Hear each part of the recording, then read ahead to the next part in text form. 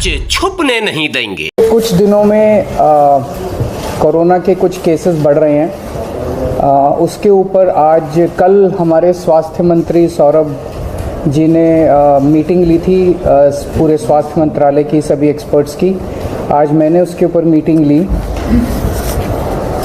पूरे देश भर का अगर हम देखें तो सेंट्रल गवर्नमेंट ने लगभग 2 हफ्ते पहले 6 स्टेट्स आइडेंटिफाई किए थे जिसमें कोरोना ज़्यादा बढ़ रहा है।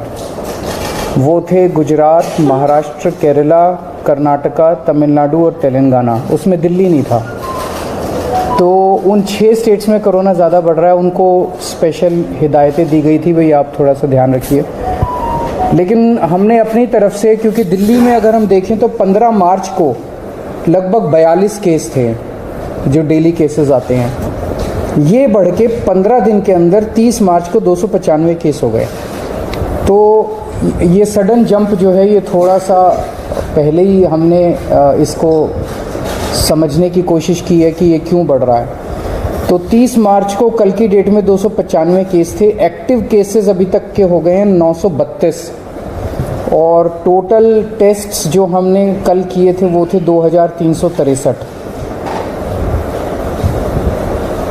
वैसे अभी कोई चिंता की बात नहीं है, 295 केस है, लेकिन हम समय रहते जो भी स्टेप्स उठाने की ज़रूरत है वो उठा रहे हैं। अभी तक टोटल 3 डेथ्स हुई हैं। उनमें 2 डेथ्स परसों हुई थी और 1 डेथ और 4-5 दिन पहले हुई थी। ये तीनों डेथ्स वो हैं जिसमें साइड डिजीज़ कोमॉर्बिडिटी जो है वो बहुत सीवियर थी तीनों केसेस में। तो ऐसा अनुमान है कि डेथ कोमॉर्बिडिटी की वजह से हुई है और शायद कोरोना इंसिडेंटल था, पर ये कहा नहीं जा सकता। तो उन जैसे एक केस है जिसमें किडनी का ट्रांसप्लांट हुआ था, वो 2-3 महीने से हॉस्पिटल में एडमिट था और उसकी डेथ हो गई। तो ये कहना कि वो कोरोना से डेथ हो गई ये थोड़ा शायद गलत होगा, लेकिन ये फैक्ट है कि 3 केसेस ऐसी डेथ हुई है जिनको कोरोना था। इन 3 में से 2 दिल्ली के बाहर के रहने वाले थे। अभी इस वक्त जितने भी हमारे केसेस पॉजिटिव आते हैं 100% केसेस की हम जीनोम सीक्वेंसिंग करा रहे हैं। उसका हमारा मकसद ये है कि अगर कोई भी नया वेरिएंट अगर निकल के आए तो हमारे को पहले से पता चल जाए कि कहीं कोई चिंता का विषय तो नहीं है। तो 100% केसेस की जीनोम सीक्वेंसिंग करा रहे हैं। इस वक्त जो सबसे प्रिडोमिनेंट वेरिएंट आ रहा है वो है XBB 1.16। लगभग 48% केसेस में ये वाला वेरिएंट है और जो बाकी भी हैं उनमें भी इसी वेरिएंट के कुछ सब वेरिएंट्स हैं। इस वेरिएंट की 3 क्वालिटीज़ हैं। ये वायरल बहुत तेज़ी से हो रहा है, बहुत तेज़ी से फैल रहा है, लेकिन ये सीवियर नहीं है बिल्कुल भी। ना तो इसमें कोई तेज़ सिम्टम्स हैं और ना ही इसमें ज़्यादा हॉस्पिटलाइजेशन की ज़रूरत है और ना ही इसमें डेथ्स की ज़्यादा चिंता है। तो सीवियरिटी इसकी कम है, लेकिन इवेजन टू इम्यूनाइजेशन है कि अगर आपने वैक्सीन भी लगवा रखा है तो ये उसकी परवाह नहीं करता, ये उसके बावजूद भी ये इन्वेड कर जाता है। एक जो हम लोग दिल्ली में कर रहे हैं कि सीवेज जो है उससे हम एडवांस में पता करने की कोशिश करते हैं कि कहीं कोरोना तो नहीं आ रहा। तो मिड फरवरी तक जितने हम सीवेज के 7-8 जगह से पूरी दिल्ली में सैंपल उठाते हैं सीवेज के और उनको टेस्ट करते हैं। पहले अगर कोरोना आता है तो पहले सीवेज में कोरोना डिटेक्ट होना चालू हो जाता है। मिड फरवरी तक 0 कम्प्लीटली पूरे दिल्ली में नेगेटिव था। उसके बाद से धीरे धीरे पॉजिटिव कुछ सैंपल्स में आना चालू हुआ और पिछले 15 दिन में अब ये सीवेज में पॉजिटिव इसके वो निकल के आ रहे हैं। हमारी इसको लेके पूरी तैयारी है। वैसे तो कोई भी चिंता करने की ज़रूरत नहीं है, बहुत कम अभी केसेस हैं और कोई सीवियरिटी भी नहीं है, लेकिन तैयारियों को देखते हुए हमारी 7,986 बेड्स हमारे अभी तैयार हैं कोरोना के लिए। इसमें ऑक्सीजन वाले बेड्स भी हैं, इसमें वेंटिलेटर बेड्स भी हैं, इसमें ICU भी हैं। 7,986 बेड्स हैं जिसमें से 66 बेड्स केवल ऑक्यूपाइड हैं। 66 RT-PCR के टेस्ट करने की हमारे पास सफिशिएंट क्षमता है।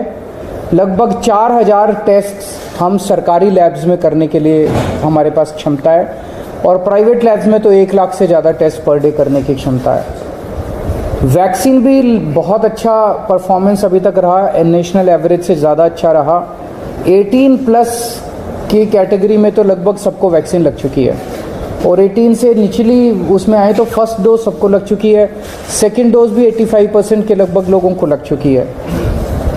हमारे पास सफिशिएंट एम्बुलेंस है, सफिशिएंट ऑक्सीजन अवेलेबल है, सफिशिएंट ऑक्सीजन स्टोरेज की कैपेसिटी है। 26 मार्च को हम लोगों ने 38 सरकारी दिल्ली सरकार के हॉस्पिटल्स की खुद ब खुद एक मॉक ड्रिल की थी कि बाई चांस अगर हो जाए तो, और इसमें जितने मान लीजिए कोई इक्विपमेंट काम नहीं कर रहा था, ऑक्सीजन वाली अवेलेबल है नहीं है, वैक्सीनेशन, सारी चीज़ों की एक से ट्रायल करके देखा था कि सारी चीज़ें काम कर रही है कि नहीं कर रही। अब केंद्र सरकार के निर्देश आए हैं, 10 और 11 अप्रैल को एक बारी सारे सरकारी और प्राइवेट हॉस्पिटल्स की मॉक ड्रिल की जाएगी।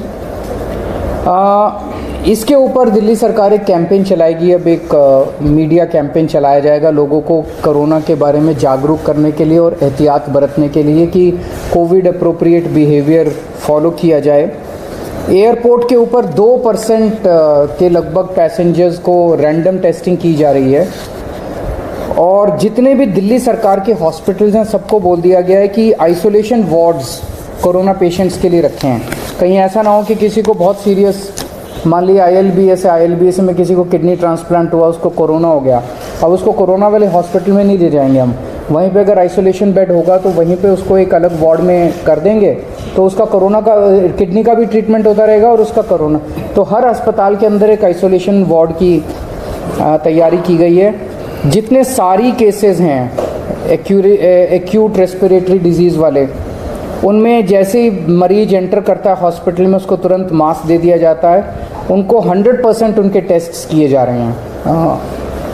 और जितने इन्फ्लुएंजा वाले लाइक सिम्टम्स वाले पेशेंट्स हैं उनको 5% उनके रैंडम टेस्ट किए जा रहे हैं। तो ओवरऑल दिल्ली में लोगों को घबराने की ज़रूरत नहीं है, सरकार पूरी तरह से नज़र रखे हुए है और सरकार पूरी तरह से किसी भी इवेंचुअलिटी को फेस करने के लिए तैयार है। सर बूस्टर डोज का क्या स्टेटस है? क्योंकि हमने देखा था कि जब कोविड था तो बहुत सारे लोग बूस्टर लगवाए थे, लेकिन अब बहुत कम हो गया, इक्के लोग ही जाते हैं बूस्टर डोज। इसका क्या स्टेटस है अपना? सर बूस्टर डोज अब नो लॉन्गर एजुकेटेड और अब जो है नहीं लगाई जाती। अभी मास्क की ज़रूरत, हम जितने भी जिनको भी सारी पेशेंट्स हैं जो कि इन्फ्लुएंजा लाइक सिम्टम्स हैं, इस तरह की सांस की बीमारी है, उनको हम सबको वो कहेंगे कि आप मास्क लगा के रखिए।